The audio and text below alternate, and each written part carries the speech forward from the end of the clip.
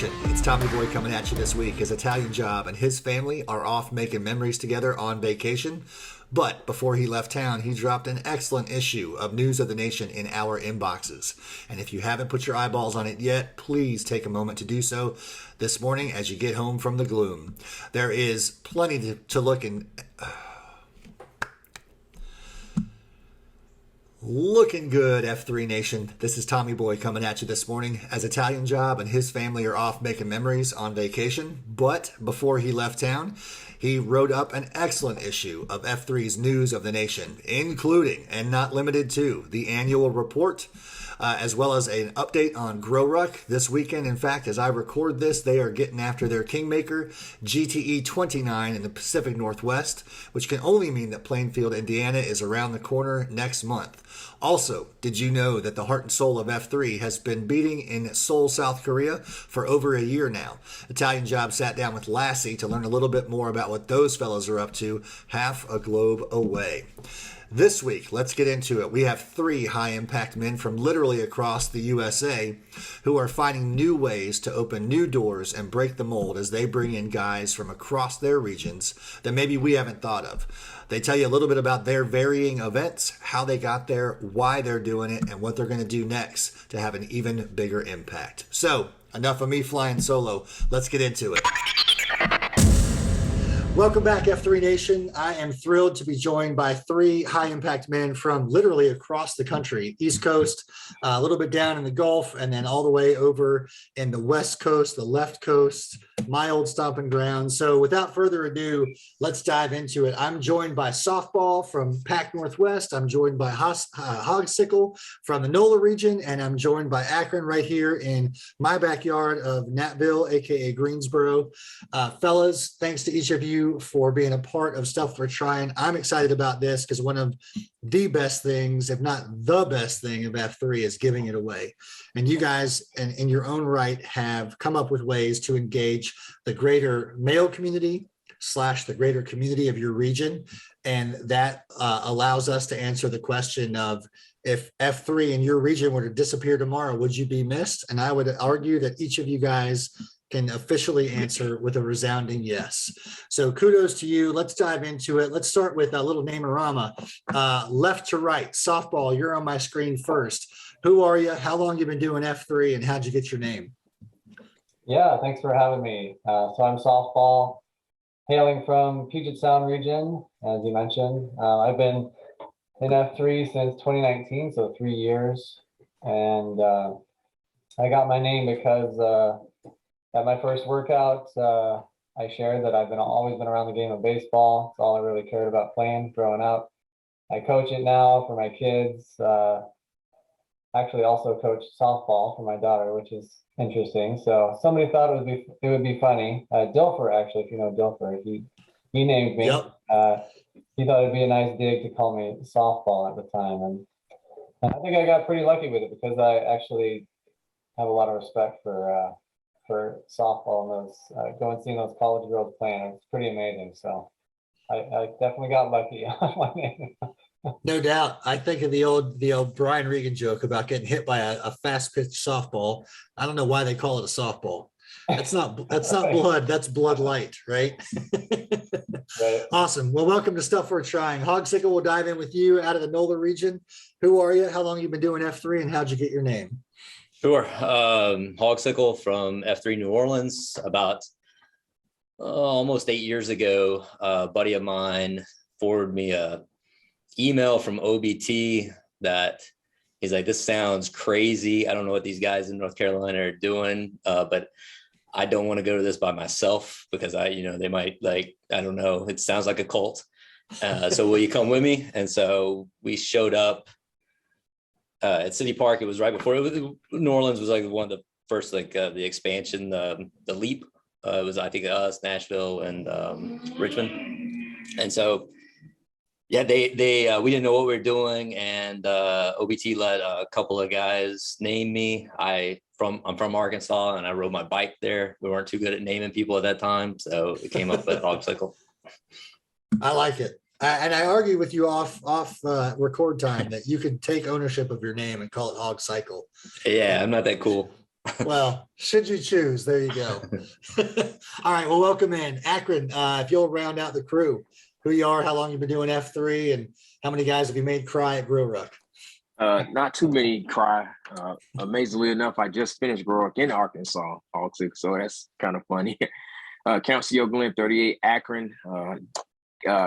Did my first workout Memorial Day 5 years ago, so just celebrated 5 years anniversary with F3. And at that workout, Square, who EH'd me, told everyone that I do not like LeBron James, and so they named me after the city that he's from, Akron. So I sometimes get tweets from Cleveland thinking they're talking to Akron, Ohio, but it's really me. They just choose the wrong Twitter handle at times. But yeah, that's how that came about. I would argue that they were getting the better version of Akron when they tweet you by mistake. And also let it be known that I have video footage of you doing LeBron James symbolic chalk hand clap. So Yes. I'm gonna have to tease this episode on Twitter with that exact video. Classic fellas, video. Yeah, that's right. That's right. Well, fellas, again, thanks for carving out time. This is exciting because we've talked about growth quite a bit across F3 Nation. We mentioned at the top of the show about F3 Soul is brand new, and that charges me up. But we get there by trying new things, by sharing stuff worth trying, which would make a great name for a podcast. So we brought you guys on today just to talk about some different angles you've approached. Not just EHing, but really opening up the concept of F3 to the broader spectrum. And softball, I think what we'll do is go left from right on my screen, but also left from right on the map, and talk a little bit about your event in Pacific Northwest and the Puget Sound area, Lost in the Woods. And why don't we, as Simon Sinek would love to do, start with the why. Why did Lost in the Woods form in your brain or in your region? Well, ever since joining F3 in 2019, I had the idea of coming up with an event or being part of an event that was inclusive, that was open to all men. As you know, a lot of events are either more running centric or rucking centric, right? So I wanted something that both kind of types of packs, I guess you could say, could be a part of, and kind of pit those two different flavors of packs against each other and have kind of a competition, a race. So throwing it around in my head a lot, and then the pandemic hit, so I had a lot of time to think about it. And there's a PAX member here, Gertie, a good friend of mine. He is big into orienteering races, so navigation races. He does all sorts of crazy stuff, 3-hour, 5-hour, 24-hour navigation races. So I knew that he would be critical to making an event like this happen. So the idea was to make it open to all men, so anybody could participate if they wanted to, whether they were rucking or running. And also wanted to bake third F into the event as well. So the idea was that you want to do this event, you're a team captain, go find 2 or 3 other men to form a team and pick a charity. You'll be racing for that charity. There was a donation per PAX of $40. So each team minimum, was raising at least $100. And then we decided to bake a little bit more into it and said, okay, let's now that we've got a good handful of teams, let's see if we can raise a little bit more money and make a little bit more of an impact. So we built in certain incentives where if you raise so much more, your team got whatever, a 2-minute, 5-minute, 10-minute, up to a 15-minute head start. So, and Nice. then also we said, hey, if you bring an FNG, if you have an FNG on your team, you automatic 5-minute head start right there. So Yeah, as there should be. yeah. So was there an overall buy-in? These are rapid fire questions. Was there an overall buy-in? Yeah, it was just $40 Okay. per person. It's basically the same as if you'd gone out and ran a 5K or something like that. And with this race, all of that donation went straight to the winning team's charity. So the team that won, their charity got the full proceeds of the entire pot of money that was raised. So Nice. So you literally wear your heart on your sleeve the day of, right? Because you're competing for, for example, for me, I would submit for the National MS Society, right? So if our team won, then we would gather the kitty and hand it over to the MS Society. Is that accurate? yep. That's Yep. brilliant. Because then you're smashing down doors. Not that those are bad doors to have, right? Like everybody should believe in something beyond themselves. And sometimes it's a cause like the American Cancer Society or a local charity or a nonprofit school trying to do good things for youth. And in this instance, if a race might not be geared towards that, maybe it's a deterrent not to show up. But with this, putting money on the line and having some skin in the game, I love it. Because I would certainly believe that guys would train a little bit harder, right, to lay claim to that. Yeah, so we had to go out and settle these checkpoints out in the woods, and each team had a map. They were given, I think we maybe gave them 20 minutes. We handed out the maps 20 minutes before the race started and said, okay, plot your route, figure out with your team. So it wasn't even a race on the same course. Everybody got to choose their own direction they went. If they didn't get back by the 3-hour cutoff, like their team was disqualified. So they really had to be careful the way they managed it. And at each checkpoint, there was a certain number of exercises they had to do and write that down on a legend to prove that they were there. How many burpees did you have to do at checkpoint 3? So that was kind of the scoring mechanism with that. Nice. It's very F3 version of the Barkley marathons. I like that. Yeah. I like that. One of my favorite documentaries. Yeah, not quite that intense, and nobody died. So Yeah, there's sure it was a hard race, but did anybody die? Nice. And how many guys did you have come out for your very first event? This was last year, June. It was actually Juneteenth, so we kind of centered it on that day to inspire men to, pick a charity, something that meant something to them. Also, it was the longest day of the year, so we were able to start early and not have men having potential safety issues, stumbling around in the dark, tripping over tree roots, that kind of stuff. And we had, I think, I'd have to look, but I think we had like 10, maybe 12 teams of 3 to 4 men. Perfect. Yeah. I like it. All right. And then before we move on, I want to know what you saw your region benefit from by hosting this event, and since if guys are perked up by a wayfinding event, right, which is something that we're going to get into even in a little bit, but I think of anybody who is running a Go Ruck Star course, they hear what you're saying, they're like, oh yeah, that sounds real familiar. I've never thought about it in the way of making it an extended beatdown / run / wayfinding. What did you learn that you would do again? And is there anything you would deter guys from doing if they were to pick up this mantle? Yeah, so we the scoring was tough because it's ruckers against runners, right? 2 different speeds, and we came up with a ratio of that speed, like our best guess, And it turns out we had a team that were ruckers, but they ran the entire thing with their rucks on, so they won. Right? Show offs. These guys were beats. They were hurting for a while after that race, but Jesus. I think what learning for the next time we do it would be probably just split the pot in half and say the winning running team gets half and the winning rucking team gets half. So nice. Awesome. When's the next event? Are you hosting one this year? We're not this year because it would have taken place here on the solstice, the longest day of the year, or Father's Day weekend. But we didn't want to detract from the GrowRec that's happening this weekend. So we didn't want guys to have to choose one or the other. So just throwing support into that for the region, and then we'll pick it up again next year. So awesome. No, that makes sense. I mean, at the end of the day, don't work harder, work smarter. Perfect. Well, we're going to segue then over to Hawgcycle because Hawgcycle is kind of the portion of this conversation of reaching new communities, new audiences, new men by a charity that he is connected to. So Hawgcycle, tell us what it is you've done and why you did it. Sure.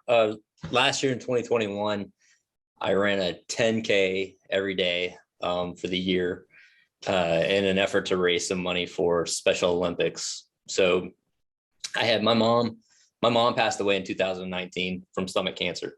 And since that point, I was kind of thinking of a way I could do something that would honor her memory, maybe do like a charity event or something like that. And I don't know why this idea popped into my head of running every day, but I came up with a goal of a distance I thought I could complete every day, and reached out to Special Olympics in Louisiana because my mom was a special education teacher for years, and my wife actually runs a clinic for autistic people, and so that community, I wanted to do something to help that community. And so I reached out to Special Olympics, and they said that they had not been able to do a lot of fundraising because of the pandemic, that they would appreciate the help, and that they were trying to raise money for the 2022 USA Olympic Games in Florida. And if I could do something to help that they appreciate. So I started working with them, and started, they put me up on their website, and people could go there and donate. And so we raised $12,000 for travel expenses for the delegation of athletes. So there's 56 athletes and coaches. And so actually the Olympics are going on right now in Florida. So I think you can tune in and watch them. I know the Louisiana delegation has, I think, 29 medals at this point. So they've been doing a great job. Outstanding. Great. As I was talking about this idea with them, they invited me to volunteer at the state games last year. And so I went, and it was a really great experience. So if you want a challenge worth trying, I would say to find a Special Olympics event in your area and go volunteer. I got to go out on the field with the athletes. I volunteered for the track and field portion, and I left there seeing how, how aligned Special Olympics could be with F3 in a sense. It's a lot about inclusion. It's also the physical aspect is what they use to draw people in, and to be out there with the athletes. There were some this one guy, he was running the 400. He ran the 400 and the 800, and you could tell this guy had obviously run track in high school, and he was just a really good athlete. I think he ran the 400 in a minute 4, something like that. I mean, he smoked it. And so and then he's competing it's competition, right? I mean, it's first place, second place, third place, they're getting medals, they're competing, but every one of the athletes, when the other athlete did well, I mean, they were cheering, they were supporting them, they were excited about every performance. So when this guy ran his minute 400, they were all pumped up. When he was doing the long jump, the guys that were jumping a fourth of the distance that he was, I mean, they were celebrating every time he hit a new long jump. And so it was really cool to see the way they compete, and they're doing the best that they possibly can do. They're trying to achieve, but they're also supporting the people around them. And I was like, a lot of times that's the way it feels at F3. Like, we're out there trying to beat the guy next to us when we're doing 11s, or we're doing whatever we are, sprinting. But you're also excited when that guy does beat you, or you're excited to see somebody really perform well. And so I just thought like the Special Olympics, they kind of get it in that aspect. So the competition was a lot of fun to be a part of, and to get to be down on the field with the athletes. They also do a lot of stuff for mentoring athletes for leadership roles, helping them engage in public speaking, or to be assistant coaches or coaches. There's a big push right now for unified teams. which are people from Special Olympics, and then other people from the community being on a team together.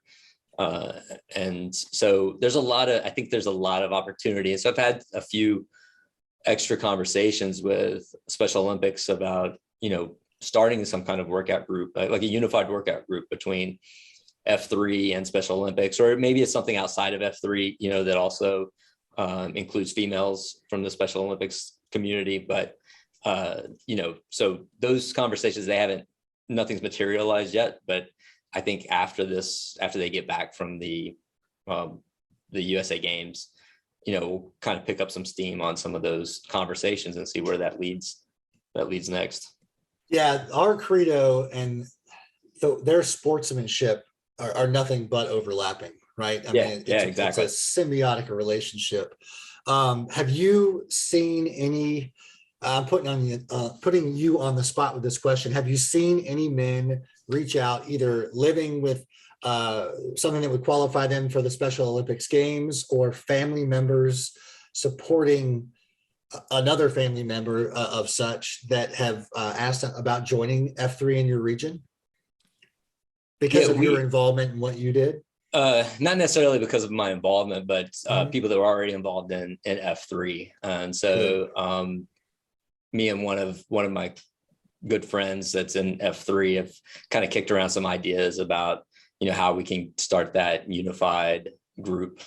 And there are some guys in the community who we would like to, that participate in Special Olympics that we really think would be kind of targeted as being really, good leaders to get that group started. So we could talk offline too, but we've got a couple of guys, 3 off the top of my head, JR, Double Check, and Gridlock, who's all have sons that are that live with Down syndrome specifically, all in some way, shape, or form have competed in the games. In fact, Double Checks just walked away from the state with 2 gold medals. So awesome. Shout out to Double Checks 2.0. But they'll come out to a couple different of our workouts. One specifically that I think of is our evening workout, because it's family friendly for their shared schedule. And it's just fun, not just because the men of F3 get to learn how to be a part of something bigger than themselves, but because their dads know that their sons are in an environment that their sons are fully taken care of, and their dads can go hang out with their friends knowing that their sons are in good hands. Which again, I just think about our shared missions and how that overlaps. So I love that you're pursuing that, and I applaud everything that you said, specifically uniting some communities. And I'm not going to run a 10K a day with you, at least not this year, but that's outstanding, man. What's that? How many days? Any year. Yeah, how many days have you done the 10K a day for? So I did it 365 days last year. Wow. And then I stopped cold turkey on January 1st because my wife was saying, if you run today, like you're going to think, oh, well, you could do 400 or, 500 is a nice number. And she's like, you guys got to stop at some point. But so yeah, when your body starts to sound like a bowl of Rice Krispies while you're tying your shoes, it's probably a good time to take a breather. All right. Well, I applaud you, brother. Thanks for coming on. We'll circle back to both of you. We're gonna wrap this portion up with Akron out of F3 Greensboro. Akron, we've talked about the men of Natville and their outreach with specifically the Wakanda AO, of which you were about to pass that shovel flag as site Q. That was a very specific intention to land in a community that we didn't exist yet. Since then, we have expanded upon that footprint and engaged more men, but brought you on today to talk about the Juneteenth Star Course event in Greensboro. So just like softball and Hawgcycle, why and what are you doing? So Juneteenth, man, it was kind of funny. I like to always start with how we started the Juneteenth run. And it really started with George Floyd. And they shut down. And at the time, we had a curfew in Greensboro, but a group of us got together and just had a conversation about it.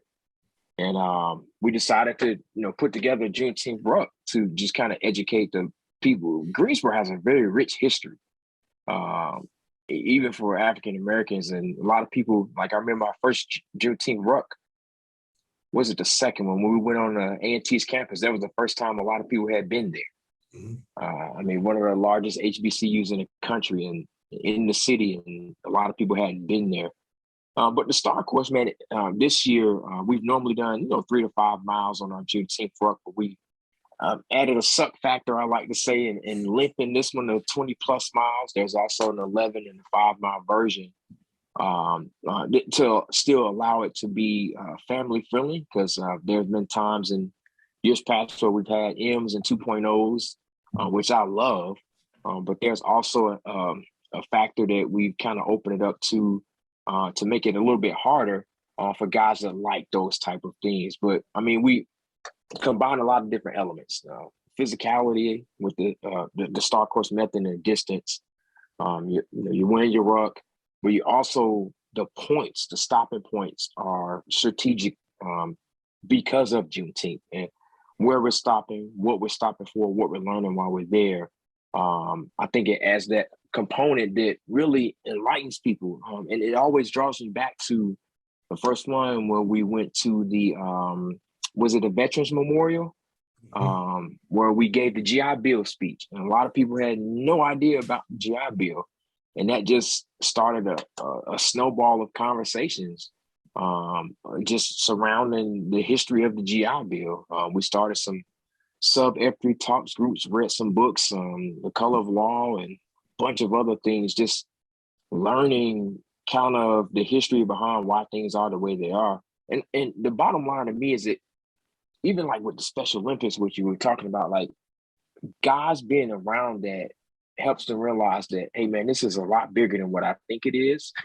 And it gives you empathy for possibly, another set of people where you won't take things for granted, and it makes you a lot less likely to be inclusive for people who don't look like you, sound like you, respond to things the way you respond to, and gives you it gives you a reference point to be able to say, hey, I was in a situation where, I had a difference of opinion, sat down and learned something about it. Now I can at least understand why that is the way it is. So the Star Course to go along with the Juneteenth Ruck, like I said, it adds that education and the physical element together, and it's always a fun time.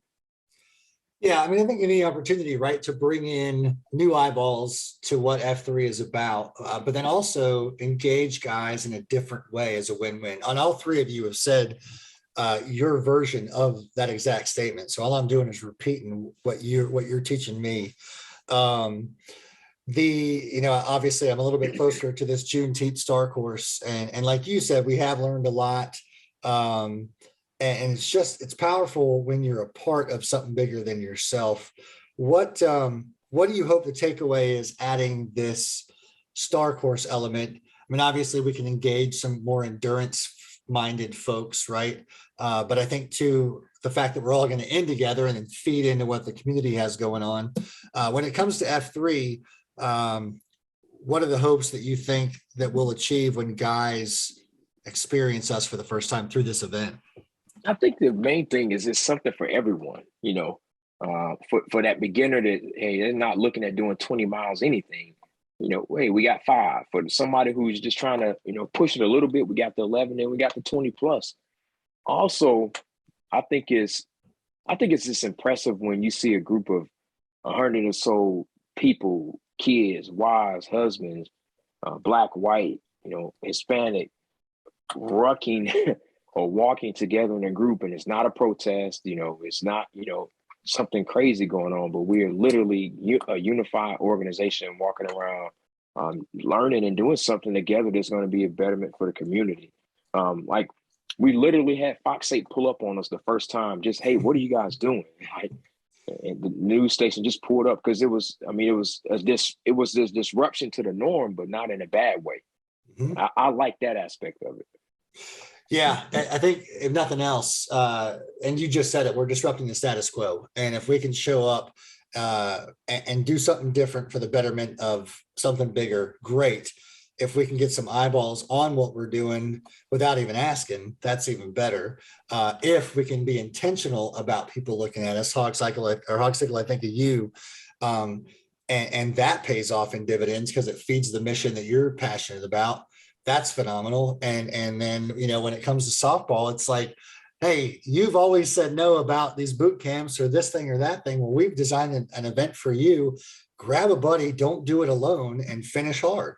I love this idea of knocking down walls because, and it's not my phrase, and I've heard it a million times. I'm sure most of our listeners have. But when we talk about getting $250,000 by 2025, what got us to where we are isn't going to get us to that number. And so here's just 3 of you and a couple of quick Slack comments on a podcast talking about some things that you've invented yourself or reinvented or participated in a bigger way that has engaged more and more families and in turn more and more men into the mission of F3. So I applaud you. Let's do a quick round robin. And it's up to anybody. So whoever wants to jump in, don't be afraid about stepping on each other. We'll figure it out civilly. Is there anything that you would, specific to your event? So just as you answer, just say Akron, Juneteenth, I would or would not do this next time. Is there anything specific to your event that you would definitely not do or do to improve its impact?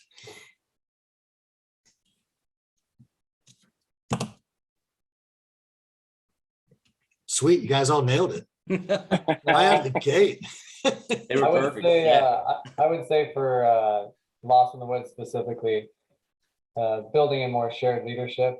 We did have help, but it was a heavy lift. And part of the reason we're not doing it this year is not only Grow Ruck, but because we didn't do a good job of training others to step up and lead it the next year. So honestly, Gertie and I, we want to do the race ourselves too. So that's on us to train other guys up and share that leadership and get them involved in putting something like this on. Stop on why you say that. How did you market it to your packs? Because yours was certainly, I would say, a little more focused on the F3 side of things, even though it was definitely open to all. How did you market it?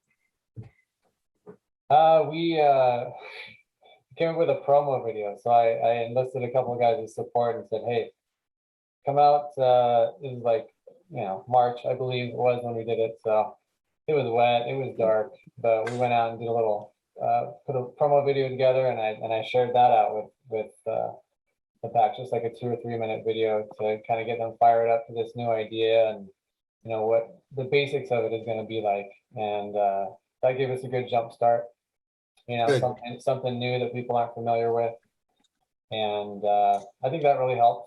And then also the aspect of having captains on teams. Like, it wasn't all my or our job to EH guys. It's like, hey, if you want to do this race, go EH 2 or 3 other guys to be on your team. So that part of it, you know, kind of grew exponentially. Once the guy decided he wanted to do it, he had to find, you know, 2 or 3 other guys to come with him. So I mean, that's a positive way to start a ripple effect. I like that.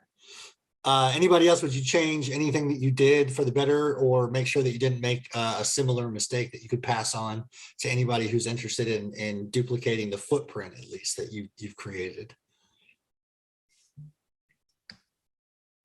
I, you know, from my perspective, I think I would have in the beginning, I wanted to get to do some runs with some of the athletes. I mean, the fact that it was in 2021, the pandemic, that kind of sort of messed it up a little bit, but also just, I think I could have worked it a little harder at scheduling some stuff instead of it, you know, a lot of times it's like 9 o'clock at night and I'm like, oh, I gotta go run my 10K. But so probably a little more forethought in scheduling some of the runs and getting some of the athletes from Special Olympics to, you know, run the first mile with me or something like that. That's a lot better. I thought you were going to say not run a 10K every day for a year, but I like your answer a lot better. No, I think that's smart too. But again, talking about ripple effects, right? Just reaching more and more. And that's what we're looking for here, is if this is a thing worth trying, then how do we improve upon the guy who lived the first 43 feet? So. Yeah. You know, I mean, in the beginning, it was more about trying to do some kind of fundraiser, like I said, and to honor my mom. And so, and reaching out to Special Olympics for that reason. But quickly, once I had the opportunity to to get involved with Special Olympics a little bit, I saw the overlap with F3, you know, and then it sort of started, hey, how can this be more than just this fundraiser right now? How can it be something, you know, kind of to sustain itself? Yeah. Perfect. What I like too about what you and Akron have shared is that you both pushed forward regardless of lockdowns or sheltering in place, and you did it safe, right? You did it wise. You considered what was, and if this is true, what else is true? And I know with the guys in Greensboro that they looked at how do we host a safe event for the entire community. And I think, if I'm not mistaken, Akron was your first attendance. I know I wasn't there, 100. Yeah, it was. It was. Yeah. So people were obviously looking for things to get behind and support, whether they admit it or not. People are always looking to be a part of something bigger than themselves. They just may call it by a different name. So hats off. Fellas, if anybody is looking to get a hold of you to build off of your concepts and your ideas, how do they do that? Softball, what's your best contact info? Best way to reach me is on the Nation Slack, softball, Puget Sound, where you can find me. Perfect. And we'll have all this in the show notes. Hawgcycle, how about you, brother? Yeah, same. On the Nation Slack, it's just Hawgcycle. Perfect. And Akron? Akron Greensboro on Slack. And if you looking for me on Twitter, I am Akron F3. Or Cavaliers, right? They can tag Cavaliers. All right, we'll find you. We'll send some Merkin themed tweets to the Cavaliers Twitter page. See if we can't get an answer from you at all that. That'd be Well, funny. fellas, fellas, listen, I can't thank you enough for being a part of the show. Thanks for saying yes on such short notice. To anybody who's listening, you can find us at F3SWT on Twitter. You can hashtag Stuff Worth Trying on Slack. I am Tommy Boy on Slack as well. I am anxious to hear what you're doing to give it away in your regions, because we want to share it out to the greater F3 nation. So if you've got an idea that's creating a ripple effect in your region, let us know so that we can amplify that. We'll give you the microphone. You can tell the nation all about it. Softball, Hawgcycle, Akron. If you haven't heard it today, I love you. Thanks for being on the show. Keep doing what you're doing because it's making a difference. Keep on having an eye impact. All right. Thank you. All right. F3 Nation, be good and be good at it.